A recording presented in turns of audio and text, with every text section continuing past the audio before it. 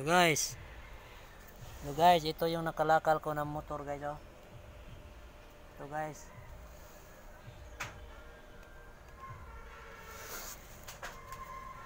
Ito yung makina niya guys. Tanggalin ko ito guys. Tanggalin ko yung ano guys, yung mga rosca niya dito guys. Para ibenta ko itong nakalakal ko na motor guys. Para naman ma-roll ko yung puhunan dito guys. Ito yung motor. Ito guys, ito yung motor guys, oh. Nakalakal ko. Maganda pa yung ano guys, yung karburador niya guys.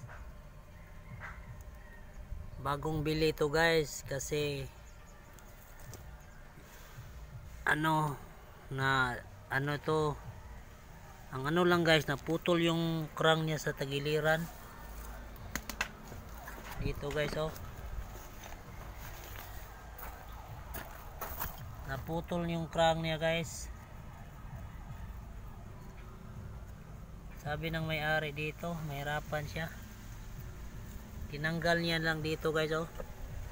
Pagtanggal niya guys, hindi na nauli guys. Sa uli niya guys. Nahirapan siya. Bininta niya sa akin guys.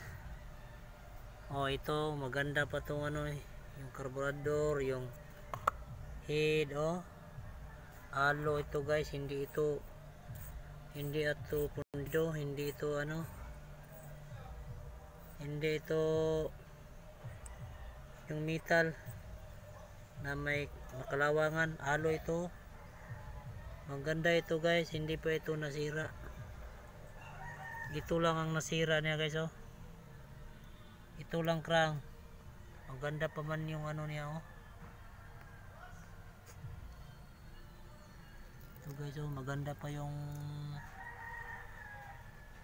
shock naman ito. Sino yung mag-interest dito bumili guys, yung mga pisa niya, comment lang kayo sa akin guys. Comment lang kayo sa akin guys kung mag-interest kayo dito sa mga pisa niya guys. Pwede ko ito ibenta sa inyo. So yun, itong ano guys, oh, itong head, may starter pa guys, oh. May starter pa. No, yung ano niya, disc brake, ah. Yung front niya guys. Ito yung lahat na ano niya, yung katawan niya guys, oh. Yung katawan niya ito guys. Oh.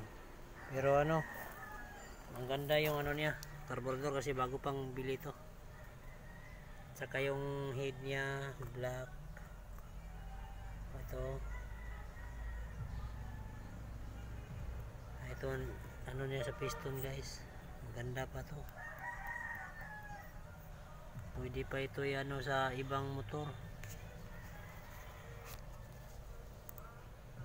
So guys, comment kayo sa akin guys, like, subscribe, follow guys, and share. Thank you guys.